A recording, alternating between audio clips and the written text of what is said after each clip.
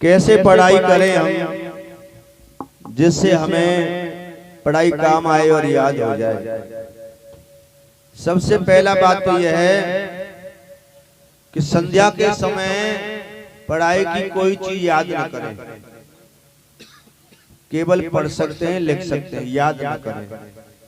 आजकल ऐसा देखा संध्या काल याद करते हैं। सवेरे ब्रह्म मुहूर्त में 4 बजे से लेकर के 6 बजे 7 बजे तक जल्दी जगो, सवेरे याद करें। क्योंकि कितना भी नेट बिजी होए, सवेरे खुले तो नेट बिल्कुल टकाटक बोलेगा, लाइन क्लियर मिलेंगे।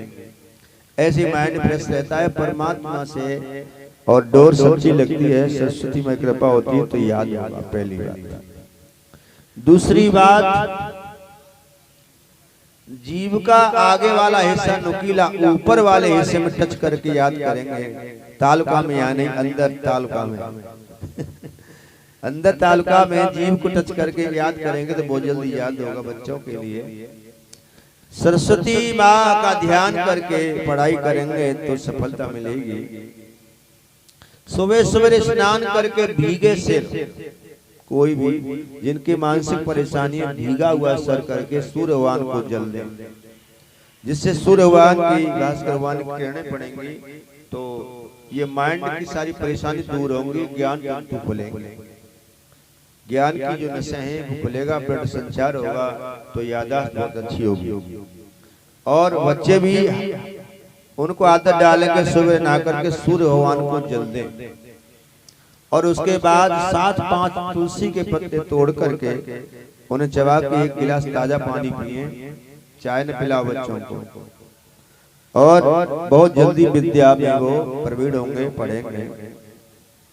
और सबसे मुख्य बात यह है कि बच्चे का मन पढ़ाई में नहीं लग रहा है तो ये देखे क्यों नहीं लग रहा है।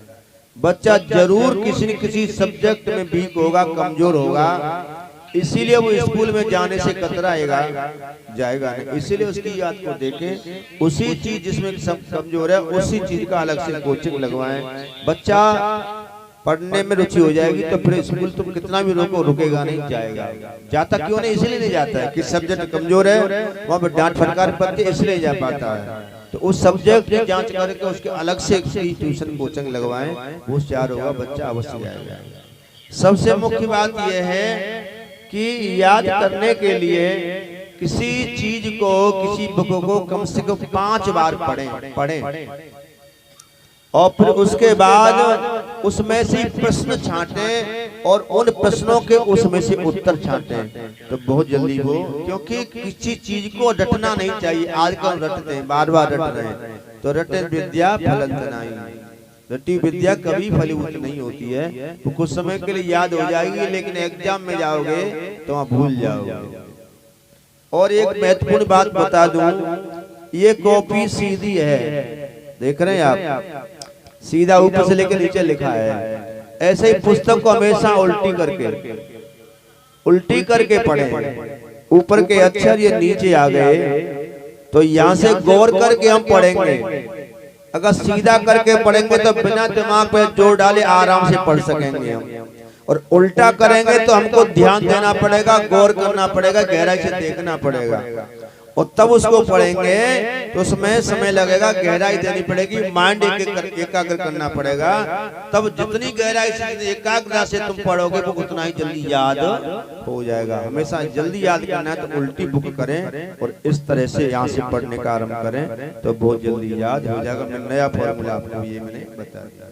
बच्चों को कैसे सिखाएं, सरस्वती मंत्र दिलाएं और गायत्री मंत्र का भी वो जाप कर सकते हैं बच्चे। तो इस तरह से बच्चों के लिए